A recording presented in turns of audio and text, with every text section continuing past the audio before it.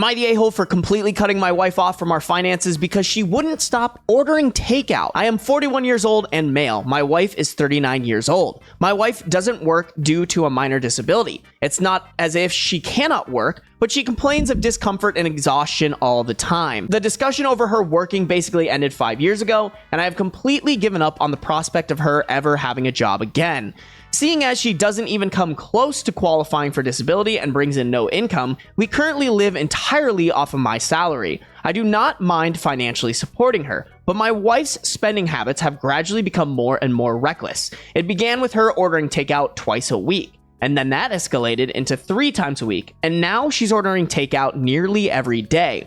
This is all despite our fridge being stocked constantly. I do the shopping, and I make sure to even keep our freezer full of things she would only have to microwave. Last month was a particularly heavy one for her. She spent $1,176 on delivery apps alone.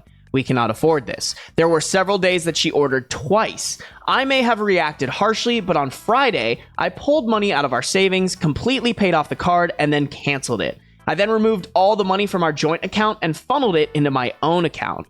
Apparently, my wife learned this when she tried to order takeout. She tried to call the company who explained the card had been canceled. She texted me asking what had happened, and I responded that she was cut off. I was here with him until here. Like, this shows me that as much as the wife is in the wrong here, the husband is too. I'm sure he has probably tried to talk to her, but if your method to deal with this isn't talking to her beforehand or explaining to her that this is a measure that you're going to have to take if it continues, that's different from then just like cold turkey, cutting it off, arguably embarrassing her because she then had to like get her card declined, call the company, have the company tell her like, oh no, you guys did this. Well, when I walked in the door that evening, my wife was lying on the floor, dramatically saying that she had low blood sugar. I told her she could eat any of the food we had in our fridge or freezer. I also noticed that she took the garbage out, probably for the first time in a decade. I'm surprised she even knew where the outdoor bin was. I can only assume that she was disposing of the evidence of what she ate as she was pretending to have not eaten. But I honestly don't care enough to dig through the garbage to find out. She was furious at me all weekend. Was what I did over the top? I think this is an everyone sucks here. I'm not saying that your wife didn't need to be cut off. The method of cutting the wife off was just immature and like not how that should happen. Hey, you guys are married. You should be talking about financials and having those conversations together because that's what a married couple does. If she's getting cut off, it should be it not improving and then you saying because you did not improve, you're getting cut off. They're both being incredibly immature, but I also don't blame him for cutting off her DoorDash funds, seeing how much that shit is costing them. Here's the thing, chat, is like, it's one thing if you're cutting off DoorDash funds, but if you think about it, he also cut off all of her other funds. Her credit cards got canceled. A little controlling. Like if it's any other scenario, pretty controlling of him to do. Not that that nuclear option wasn't necessary. It's an action that needs a lot of conversation around it first. Let's just go to the update. Let's see what the update is. For the following few days, my wife kept talking about how I was financially abusing her. She threw several tantrums despite apparently being severely malnourished, threatened divorce, threw a bunch of the food we had in the fridge away to try and strong-arm me into letting her get takeout, and even tried to guess my bank account password a couple of times. Sorry, my password isn't Taco Bell 123.